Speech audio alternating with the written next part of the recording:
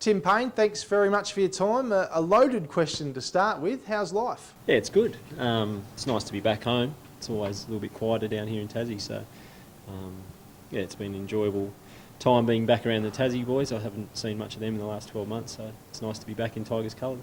You were officially appointed Test captain on March 28th, so you've had over 6 months to digest it, but you're a man that's come back from 6 unsuccessful operations. There was a period there you weren't playing cricket for Tassie.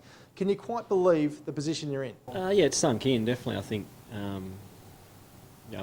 things around cricket are a little bit busier. It's been a really hectic time for Cricket Australia, so as the Test captain, I've had a bit more on my plate than I'm used to. You've done a lot of media lately. Are you sick of answering the same questions over and over again?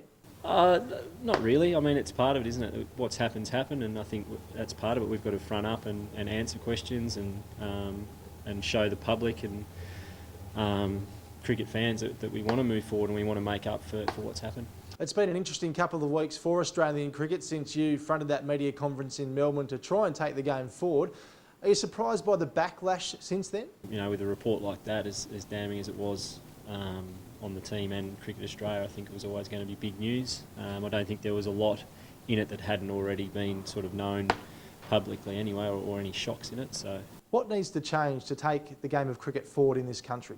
The dirty laundry, or whatever you want to call it, is out. Nothing's been hidden, so I think that's probably the first step in actually moving forward. I think it was probably the one thing that was holding back. The players certainly were really keen to move on, but whilst that report hadn't been released, it was always going to be difficult to do so. A lot of people and so-called experts were stunned when you got the call up for the Ashes series, and some so-called experts say it shouldn't have happened at all. Do you hold grudges, and do you have the last laugh now that you're actually playing Test cricket for Australia and you're the captain?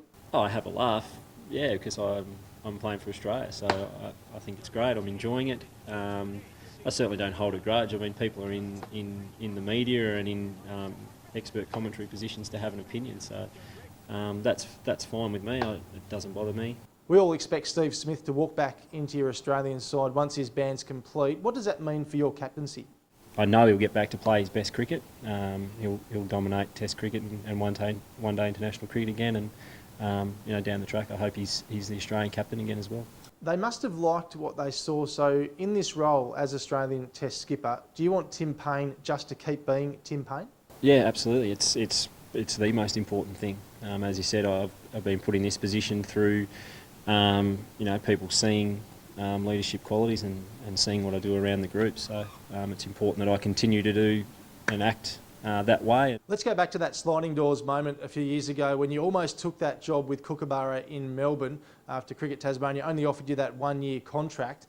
All of a sudden, Ricky Ponting, I believe, made a phone call, and then suddenly you had a 2-year contract in front of you. How much of a role did punter play in keeping you here in Tasmania? I'm not sure, to be honest. I know that he spoke to some people, but whether or not they were around to make decisions after that, I'm not too sure. I do know that I spoke to Nick Cummins when he was coming down, and I know that he was pivotal in me staying around. There's no doubt about that. How do you feel about playing cricket for Tasmania these days? There must have been a period a couple of years ago where your relationship with the organisation was rocky? No, I don't think it was.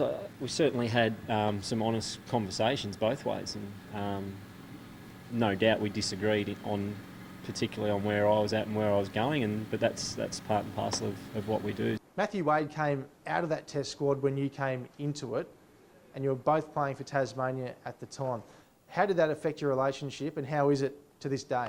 Yeah, it's fine, and it was fine during that as well. I mean, we've played a lot of cricket against each other over the years, and at times, certainly tempers have flared, but I think Tasmania and Victoria always had that type of relationship. But, I've known Matt for pretty much my whole life, so, we're fine. They do say the Australian Test captain has the second most important job behind the Prime Minister in this country. Do you believe in that theory? Yeah, it's highly scrutinised, there's no doubt about it. I think all Test players are, but I think probably the two highest scrutinised players are the captain in Australia and the keeper in Australia, and when you're both, I think the level of expectation and pressure goes up. You've told me in the past that your lovely wife Bonnie doesn't know a heap about cricket, but we've seen in the past where the likes of Kylie Clark and even Rihanna Ponting have had quite high profiles while they've been the wife of the Australian captain. Will Bonnie like that part of it, or will she like to remain out of the limelight? She's enjoying it. She's learning a lot more about the game, but yeah, I don't think she's got any interest in becoming a public figure or anything like that. I think she's happy just being a mum and doing what she does. Do you still have aspirations to play one day in even 2020 cricket for your country? I don't like to say I've given up. I'm available, but obviously they're going in a different direction, and that was made clear to me some time ago, so I'm comfortable with that. Do you feel right here, right now, that you've had your fair share of bad luck? Because, gee, you have, and it's only onwards and upwards from here? I certainly don't look back and think, gee, I had a lot of bad luck. I probably did at the time, and that's what held me back. Now I just see it as part of the journey and part of who I am as a cricketer. So, I certainly can't complain. Tim Paine, you've got a very hectic schedule at the moment. We really appreciate you giving up your time to us here on Win News. All the best for the Test series against India. No worries, thanks for having me.